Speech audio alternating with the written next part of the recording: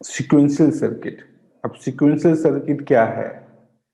तो sequential circuit के लिए पहले हम लोग ये देखते हैं कि कॉम्बिनेशनल सर्किट क्या है। तो अभी तक जो हम लोगों ने पढ़ा है, जैसे चाहे एडर हो, चाहे सबट्रैक्टर हो, चाहे मल्टीप्लेक्सर हो, डीमल्टीप्लेक्सर हो, ये सब जो सर्किट्स है इनको हम लोग कॉम्बिनेशनल सर्किट्स कहते हैं। कॉम्बिनेशनल सर्किट का चीज क्या है कि इसमें हम लोग कुछ इनपुट देते हैं और कुछ आउटपुट मिलता है। सो अभी तक हम लोगों ने जो भी सर्किट्स देखे हैं तो उसमें ये होता था कि we have something in input and we get something in output, so that was simple. Then ये जो नेक्स्ट क्लास हम लोग बोल रहे हैं सिंक्रोनस सर्किट का, ये क्या है, मतलब सीक्वेंशियल सर्किट्स ये क्या है।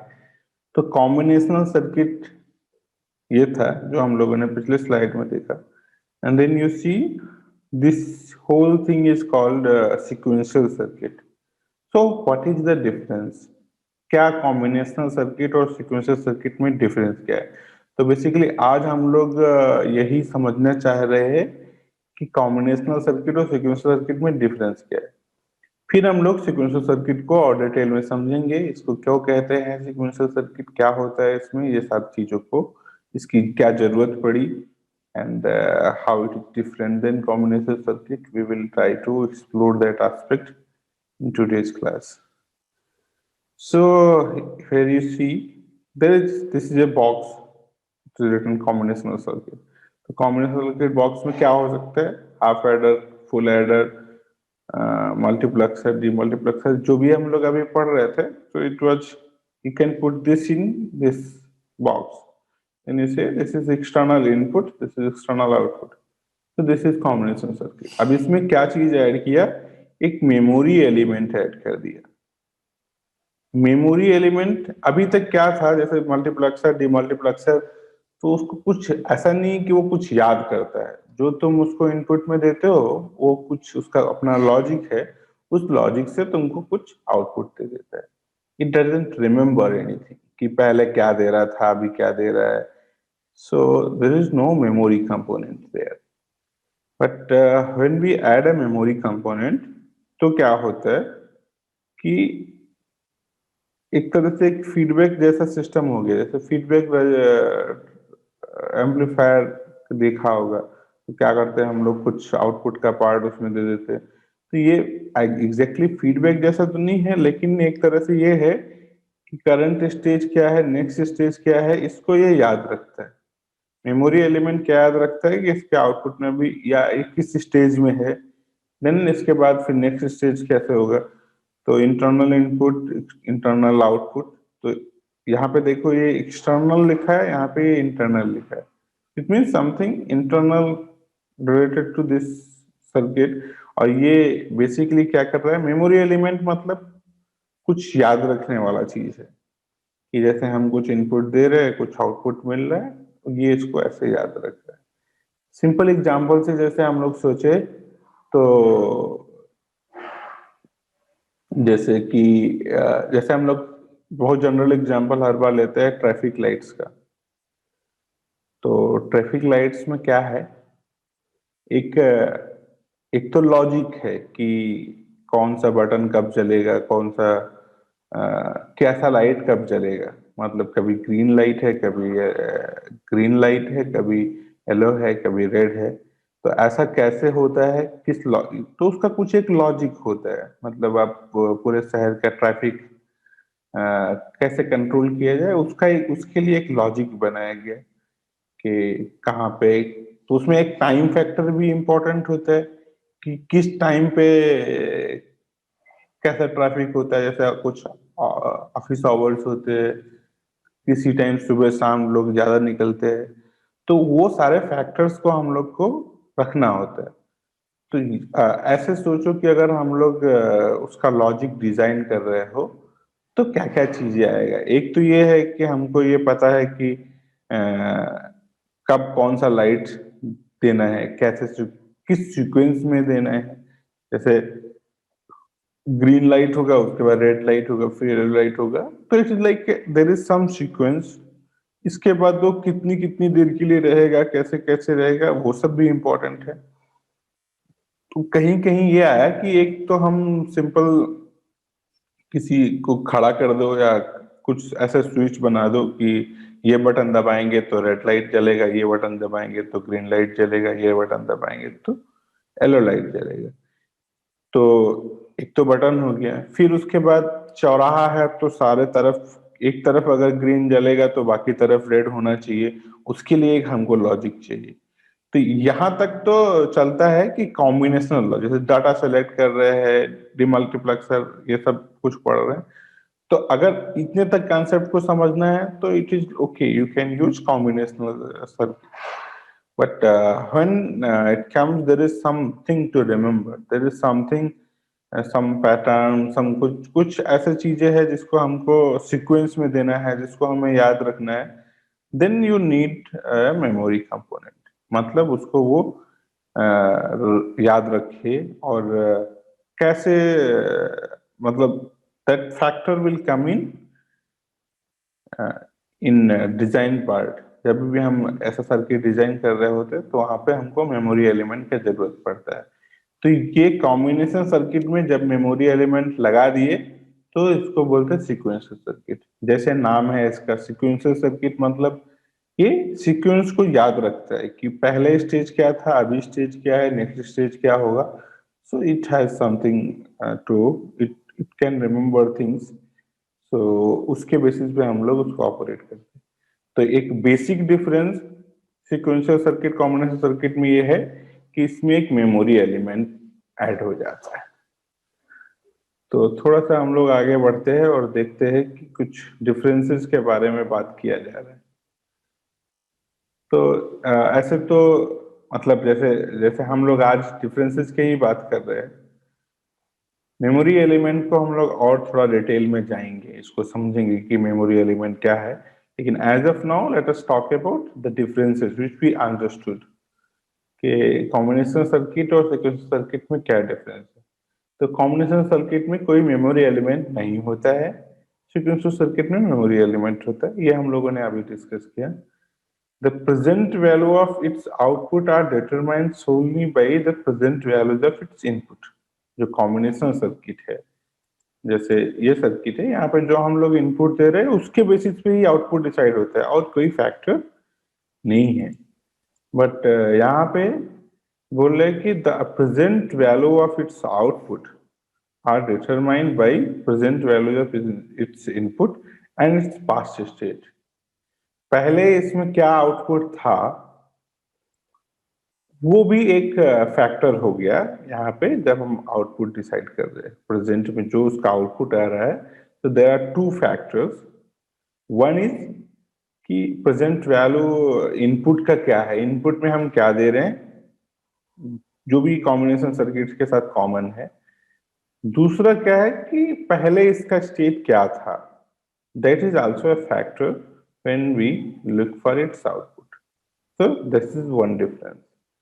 Now, what is the third point? Its behavior is described by set of output functions.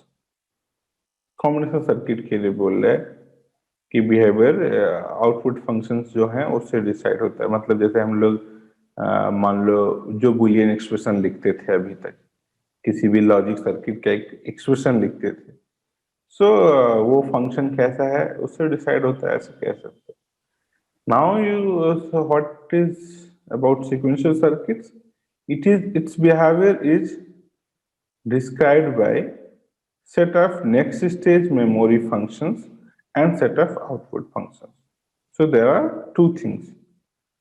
One is मतलब ये जो मेमोरी जो सेट नेक्स्ट स्टेट फंक्शंस, मतलब मेमोरी कंपोनेंट उस चीजों को वही अगर तीनों हम लोग डिफरेंसेस को देखें तो बेसिकली वही उसी बात को कह रहा है कि जो मेमोरी एलिमेंट है that is making a difference in deciding things.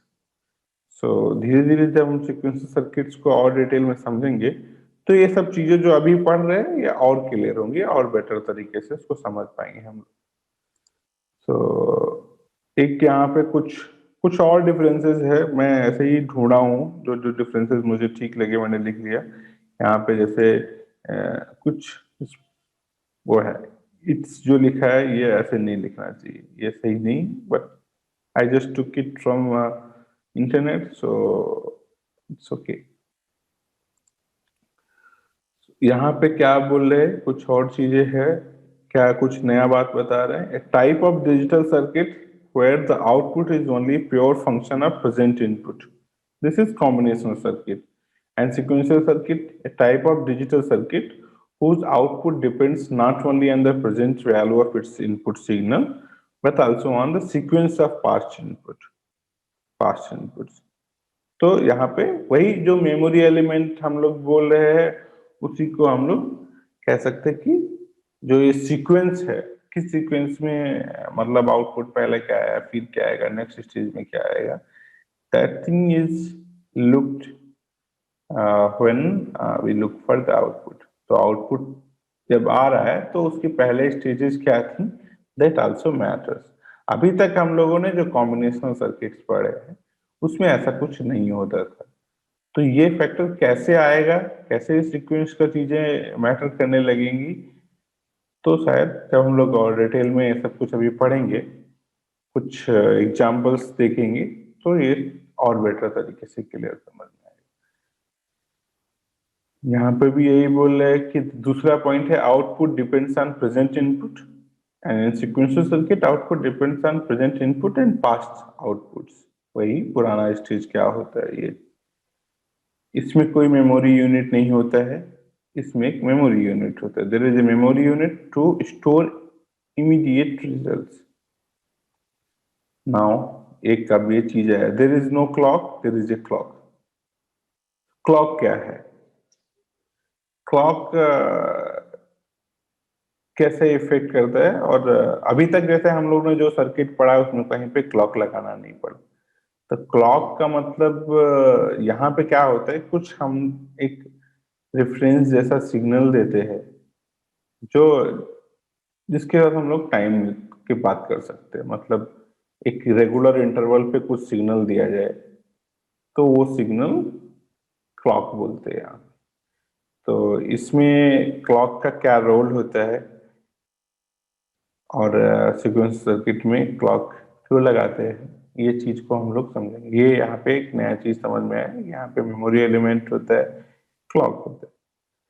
फिर एग्जाम्पल, इसको बेसिकली मैं इसीलिए रखा कि यहाँ पे कुछ एग्जाम्पल इन लोगों ने बताए हैं कि कॉम्बिनेशन सर्किट क्या होते हैं और सीक्वेंस सर्किट क्या होते हैं। तो कॉम्बिनेशन सर्किट के एग्जाम्पल है half adder, full adder, multiplexer, demultiplexer, encoder, decoder. मतलब इस यूनिट में हम लोगों ने अभी तक जो भी पढ़ा है सब कॉम्बिनेशन सर्किट थे।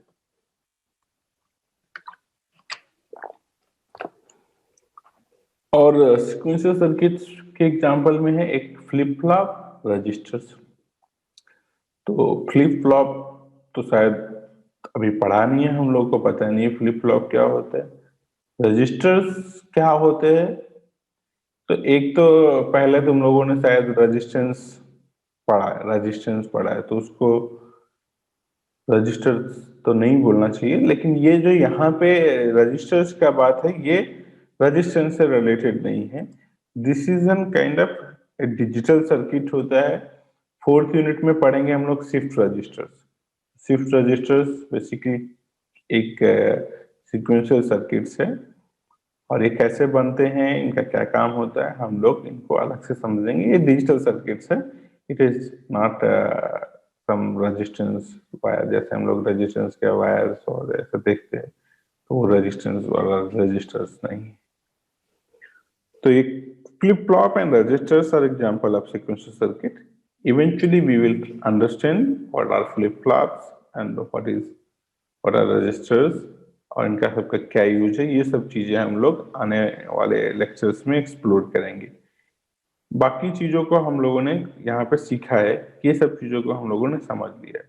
तो बेसिकली हम लोग मेमोरी एलिमेंट को बेहतर तरीके से समझेंगे, क्लॉक इसमें क्यों लगाता है ये समझेंगे, और ये फ्लिप फ्लॉप रजिस्टर्स क्या करते हैं ये समझेंगे। एक और कुछ डिफरेंस का स्लाइड्स है, तो इसमें भी शायद कुछ नया बात नहीं कह रहे, but still we just look at, we always get some few points which are interesting.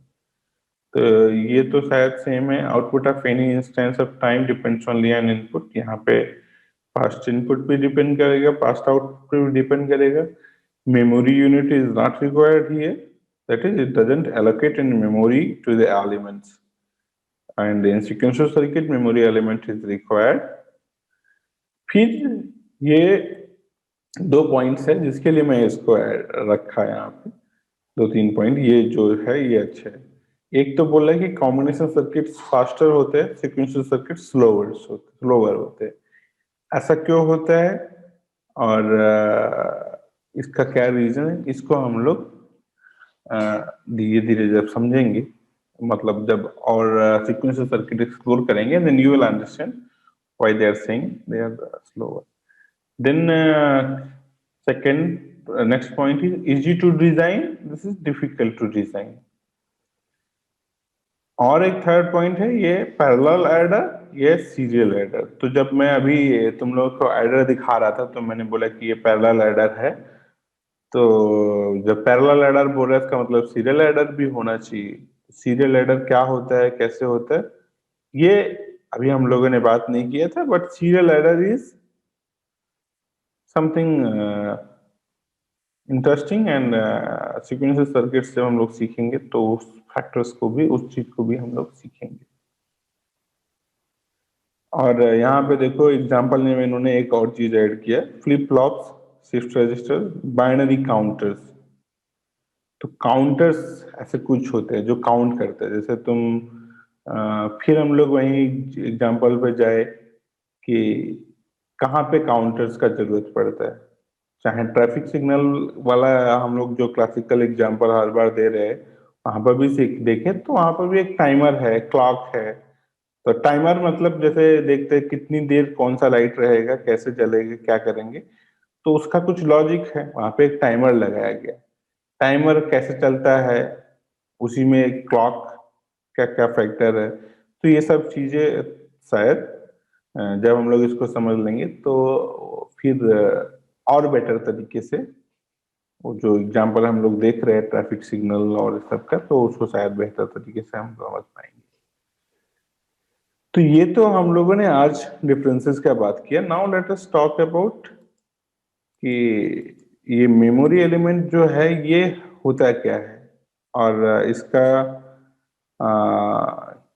क्या क्या मतलब हो सकता है, कितने तरह का मेमोरी हो सकता है। तो अभी जो हम लोग कोर्स पढ़ रहे हैं इसमें एक तो चीज ये पढ़ना है कि मेमोरी कैसे बना। जैसे अभी हम लोग के पास जितनी भी डिवाइसेस है उनकी बहुत सारा मेमोरी है, उसमें हम बहुत सारा डेटा स्टोर कर पा रहे हैं।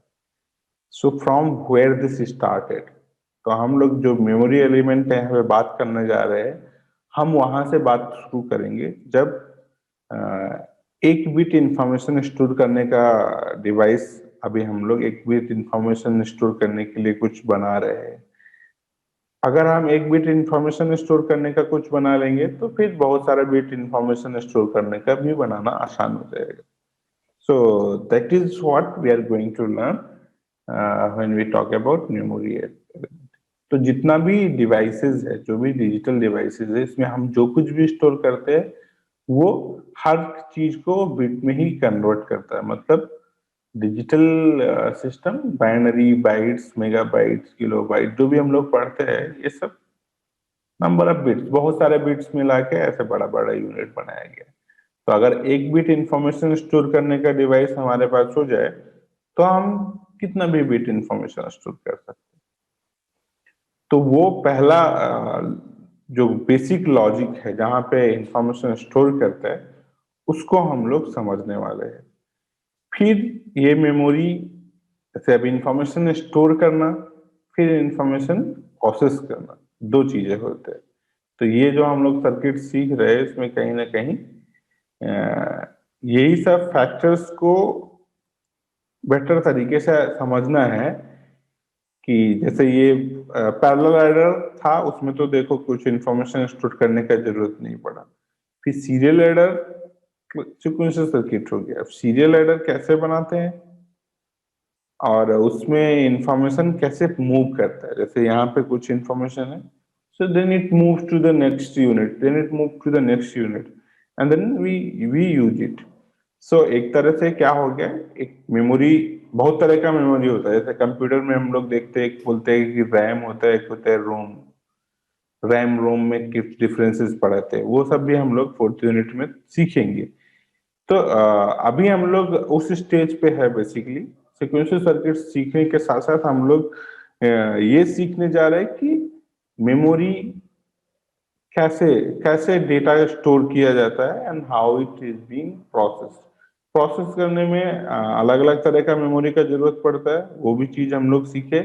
और इसके साथ साथ यहाँ पे ये मेमोरी एलिमेंट कैसे बनता है। तो फ्लिप फ्लॉप जो हम लोग सीखेंगे इस सीक्वेंशियल सर्किट की शुरुआत में, ये भी बेसिकली हर चीज हम लोग बेसिक लॉजिक गेट से ही बना रहे हैं। जो लॉजिक गेट्स हम लोग सीखे हैं, we are using them to make anything. चाहे देखो मल्टीप्लेक्सर हो, चाहे इनकोडर हो, चाहे डिकोडर हो, डिमल्टीप्लेक्सर हो, जो कुछ भी पढ़ रहे हैं उसमें बेसिक कंपोनेंट वही लॉजिक गेट्स है। नैंड, नॉर, एंड, और, नॉट, ये सब कुछ गेट्स है जिससे ही हम सब कुछ बना रहे हैं।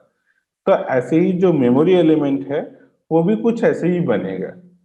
तो उसमें हम लोग सीखेंगे फ्लिप फ्लॉप। फ्लिप फ्लॉप क्या होता है, एक बिट इंफॉर्मेशन स्टोर करता है। एक फ्लिप फ्लॉप एक बिट इंफॉर्मेशन स्टोर करता है। अब फ्लिप फ्लॉप क्या होता है, उसका सर्किट डायग्राम कैसे है, कैसे एक बिट इंफॉर्मेशन स्टोर कर लेता है, and whenever we need it we can take that information. तो डिफरेंट तरह का मेमोरी और उसका एक basic building block flip flop है। जो शिफ्ट रजिस्टर्स होता है basically combination of flip flops होता है। और तो मेमोरी, एक तो हम लोग मेमोरी को बहुत अच्छे से समझेंगे आगे चल के धीरे धीरे कि कितने तरह का मेमोरी होता है, कैसे कैसे होता है कंप्यूटर में, कैसे अलग अलग तरह का मेमोरी है, उनका क्या एप्लीकेशन है और क्यों ऐसे अलग अलग तरीके का है, क्यों उनको ऐसे कहा जाता है, and then how we can make this memory elements and how we allow to move that information। जैसे एक फ्लिप फ्लॉप एक बिट इंफॉर्मेशन स्टोर किया है, फिर उसको हम लोग कैसे मूव कर सकते हैं। तो ये सब चीजों को हम लोग सीखने वाले हैं। तो slowly slowly we are going to get involve. थोड़ा सा ये सर्किट्स कॉम्प्लिकेटेड होते जाएंगे, बट उसके साथ ही साथ हम लोग उसको और बेटर तरीके से समझते भी जाएंगे। तो आज के क्लास में मैंने इतने ही प्रिपेयर किया है, बेसिकली कॉम्बिनेशनल और सीक्वेंशियल सर्किट क्या है, इनके डिफरेंसेस क्या है। इस पे नेक्स्ट क्लास में हम लोग इस पे बात करेंगे कि मेमोरी एलिमेंट मतलब बेसिकली फ्लिप फ्लॉप इंट्रोड्यूस करेंगे, फ्लिप फ्लॉप के बारे में कि फ्लिप फ्लॉप कैसे एक बिट इंफॉर्मेशन स्टोर कर लेता है और उसको हम लोग जरूरत पे कैसे यूज कर पाते हैं।